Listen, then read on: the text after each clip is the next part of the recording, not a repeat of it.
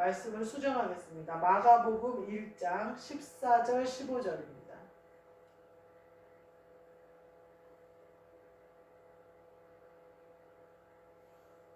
마가복음 1장 14절 15절 제가 읽겠습니다.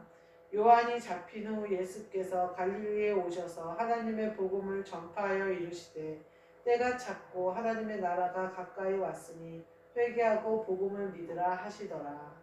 아멘. 오늘 말씀은 회개하고 복음을 믿으라 라는 말씀으로 함께 은혜를 나누고자 합니다.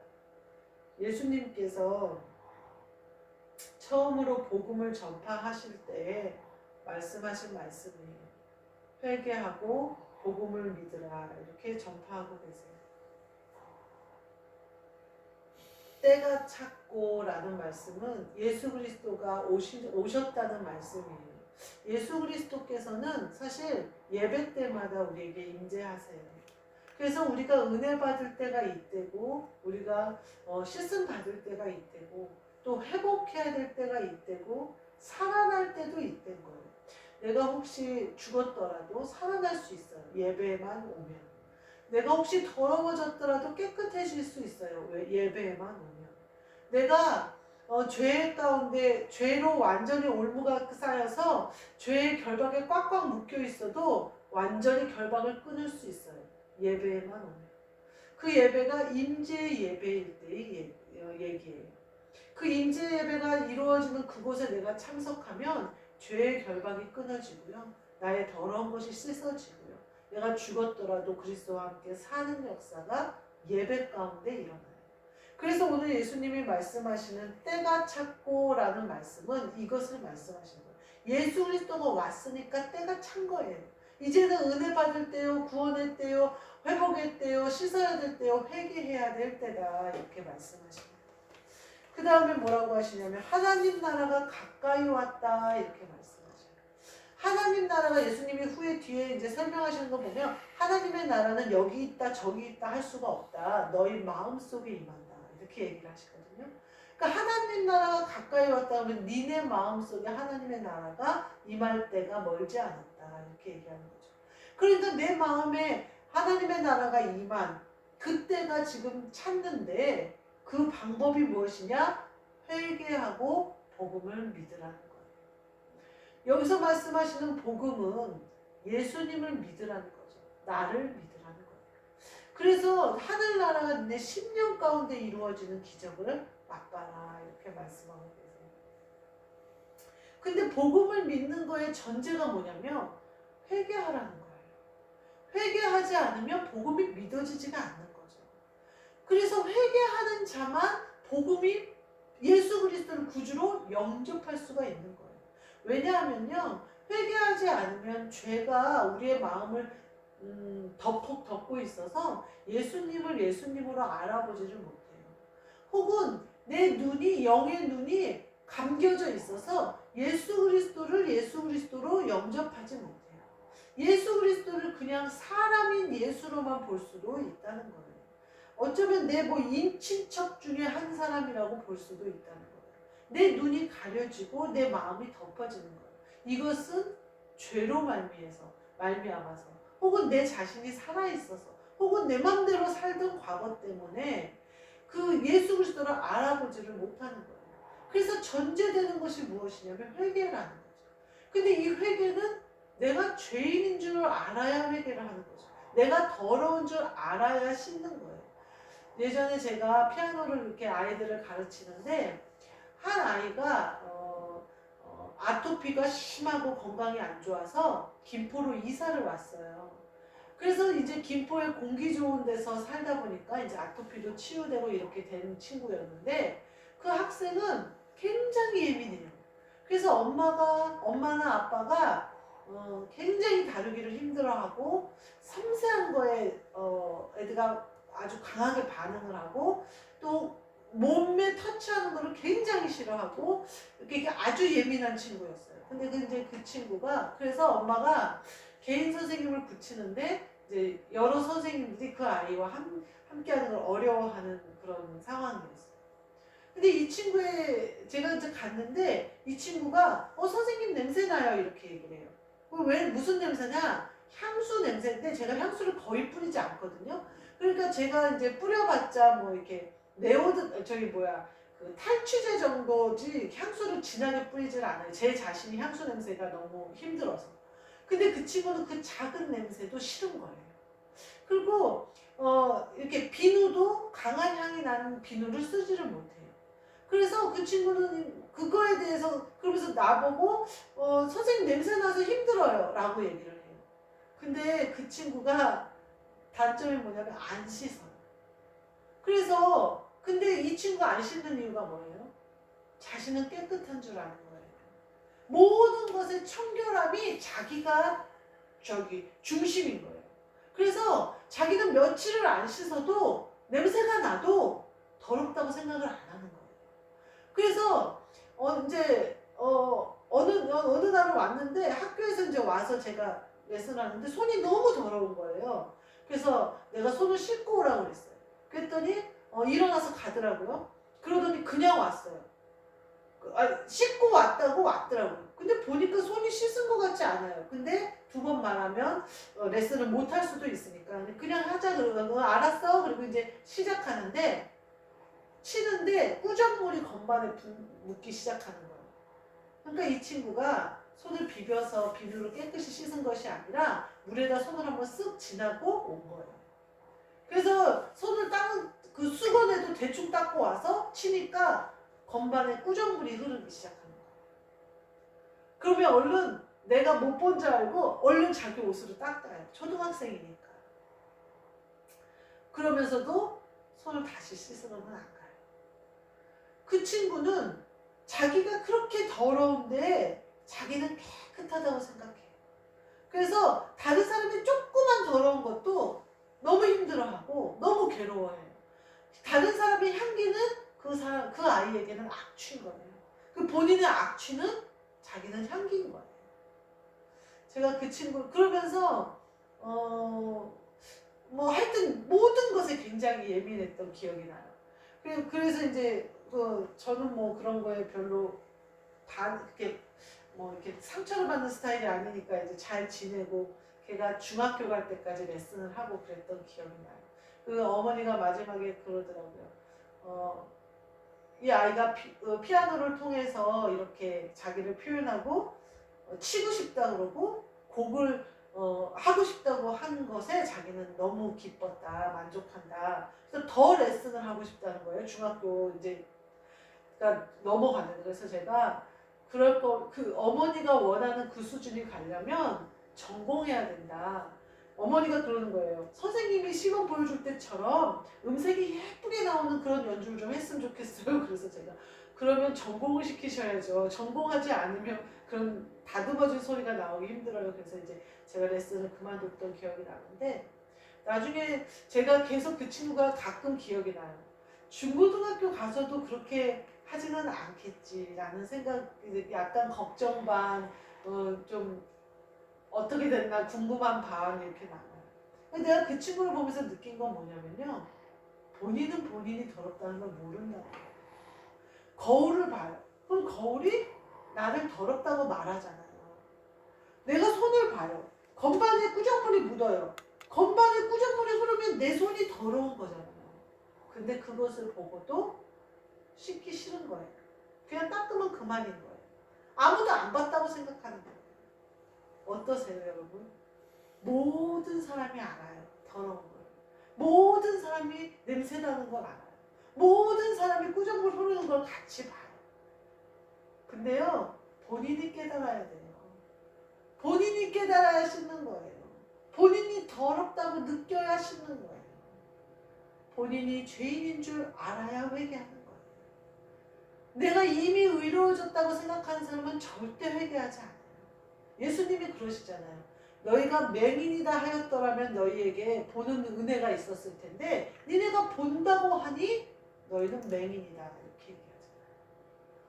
우리가 모두 죄인이라는 걸 인정하며 회개할 수 있고 회개하면 복음을 믿는 은혜로 말미암아 하늘나라가 내게 임하는 때가 참 지금 이 순간에 내가 하늘나라를 내 안에 소유할 수 있는 예수가 내 안에 임재하실 수 있는 은혜를 누릴 수 있는데 거기까지 못 가는 거예요. 그러면서 나는 회개하지도 않고 씻음받지도 않았는데 난 복음을 믿는다고 얘기를 해요. 말로는 다 부정하면서 나는 천국에 갈 거라고 얘기를 해요. 내 행함은 다 믿음이 없이 행하면서 나는 천국 하나님 옆에 갈 거라고 얘기를 해요. 앞뒤가 맞지가 않아요. 열왕기하 5장 13절 14절에 보면요, 나아만 장군이 나와요. 열왕기하 5장 전체의 나아만 장군에 대해서 나오는데 13절 14절 말씀에 뭐가 나오냐면요, 나아만 장군이 화를 내는 거예요. 엘리야가 나와서 자신한테 이렇게 하라고 그러고 자기가 막 주술을 부리면서 이렇게 낫게 해줬으면 되는데 나오지도 않고 사환을 시켜서 강물에 가서 씻으라고 했거든요. 7번. 그러니까 우리나라 강이 얼마나 좋은데 내가 여기 와서 저 더러운 강물에 씻으려면 내가 여기 왜 왔냐면서 화를 낸단 말이에요. 그러니까 그 아랫사람들이 뭐라고 얘기하냐면요, 종들이 만약에 당신에게 큰 것을 하라고 했더라면, 하나님의 사람이 큰 것을 행하라 했더라면 당신이 행하지 않았겠습니까? 나아만 장군이 가지고 온 재물이 어마무시하게 가지고 왔거든요. 나중에 그 사환이 가서 가져온 건 은 2달란트 얻어와요. 1달란트, 10달란트가를 가지고 오거든요. 그러니까 어마무시한 재물을 가지고 와요. 나아만이. 그 나병을 치료하러 올 때. 그러니까 이 나아만이 큰 일을 행하라고 할 줄 알고 다 만반의 준비를 한 거예요. 큰 재물을 내라고 할 줄 알고 재물도 준비하고 나보고 어떤 행동을 하라고 할 각오까지 다 하면서 왔어요. 근데 더러운 물에 가서 얼굴을 내비치지도 않고 가서 씻으라고 한단 말이에요. 그러니까 나아만 장군이 화를 내면서 돌아가려고 해요. 그러니까 종들이 뭐라고 그러냐면, 당신에게 큰 일을 행하라고 했었으면 안 했겠습니까? 하물며 가서 씻으라는 건데 한번 해봅시다. 그렇게 얘기해요. 그러니까 나아만 장군이 그 말을 듣고 가서 7번 씻어요. 그랬더니 피부가 어린아이와 같이 치유가 되는 역사가 일어나요. 하나님 아버지가요, 우리에게 뭔가 큰 일을 하라고 하지 않아요. 집 팔고 다 팔고 다 처분해버리고 다 버려버리고 교회 차려서 교회해라. 그건 우리 생각이에요. 하나님 아버지가 원하시는 것은 마음을 드리는 예배에 참석하는 거예요. 교회에서 예배를 매번 드리고 있는데 예배는 참석하지 않으면서 내가 뭔가 큰 것을 하려고 그래요. 내가 뭔가 큰 교회를 지어 바치려고 그래요. 내가 무슨 막 열심히 공부해서 목사가 되려고 그래요. 내 아들을 목사를 만들려고 그래요. 하나님 아버지가 원하시는 것은 씻어 깨끗하게 되라는 거예요. 큰 재물을 원하는 것도 아니고 큰 희생을 원하는 것도 아니고 막 1,000번제를 드리라는 것도 아니에요. 나아만 장군. 가서 씻어 깨끗하게 되라는 거예요. 내가 어떻게 해야 문둥병이 났을까? 내 안에 죄의 결박이 어떻게 해야 풀어질까? 내가 어떻게 해야 우리 집안에 이 문제가 해결될까? 예배에 나오는 거예요. 마음을 다하여 하나님 아버지께 나아가는 거예요. 겸손함과 겸비함으로 하나님 앞에 서는 거예요.